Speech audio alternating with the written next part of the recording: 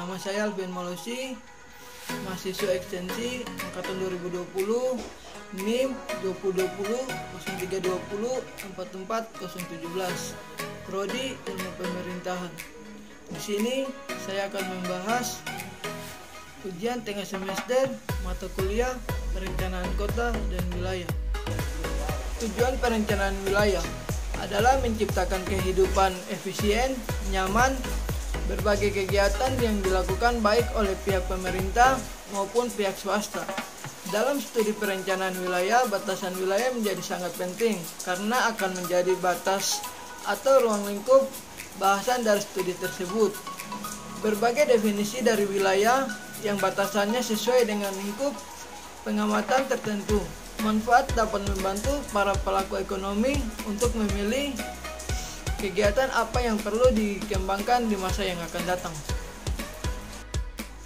Definisi perencanaan adalah suatu proses yang memiliki tujuan yang melibatkan penetapan tujuan, pengumpulan informasi, pengambilan keputusan mengenai tindakan yang harus diambil untuk mencapai tujuan yang telah ditetapkan. Contoh perencanaan sederhana.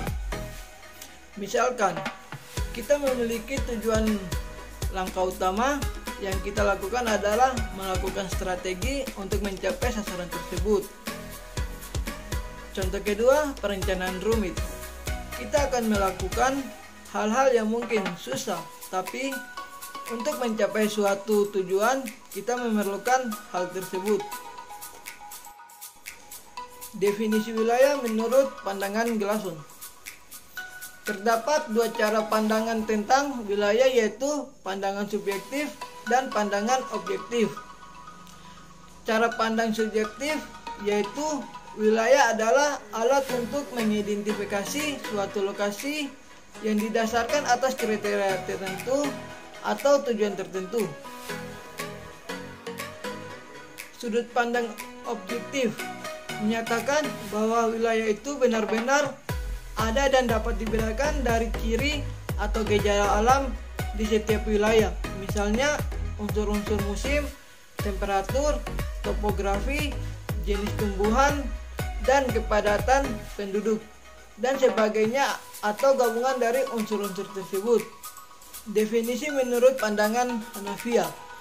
Unsur-unsur ruang yang terpenting adalah jarak, lokasi, bentuk, dan ukuran atau skala. Artinya, pada setiap wilayah harus memiliki keempat unsur tersebut. Unsur-unsur tersebut secara bersama-sama membentuk atau menyusun suatu unit ruang yang disebut wilayah yang dapat dibedakan dari wilayah lainnya. Lanjut, di sini saya akan membahas kota.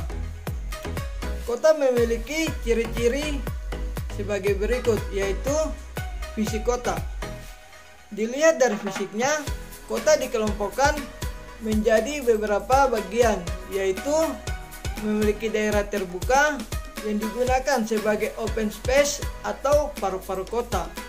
Kota juga memiliki gedung pemerintahan, memiliki gedung perkantoran, dan memiliki kompleks hunian untuk masyarakat ekonomi rendah dan sedang dan elit. Poin selanjutnya yaitu mengenai kota Jayapura. Kota Jayapura yang dalam perkembangannya sebagai ibu kota provinsi Papua, yaitu peran kota dalam pelayanan, pengembangan kota yang terus meningkat dalam sektor pendidikan, perdagangan, dan jasa, perkantoran, pertanahan, dan keamanan. Sehingga kota Jayapura sebagai kota tujuan migrasi penduduk untuk belajar, bekerja, dan pada akhirnya memilih bertempat tinggal di kota ini. Dengan begitu, warga membutuhkan lahan membangun hunian.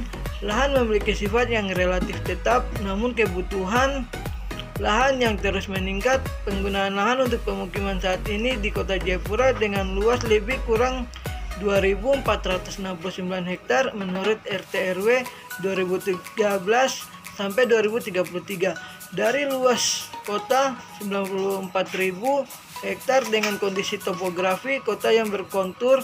Pengembangan permukiman terletak pada daerah dengan kemiringan lebih dari 25% dan juga pada daerah kawasan lindung, dan kondisi permukiman cenderung pada serta pemukiman terkonsentrasi pada beberapa lokasi. Sekian dan terima kasih.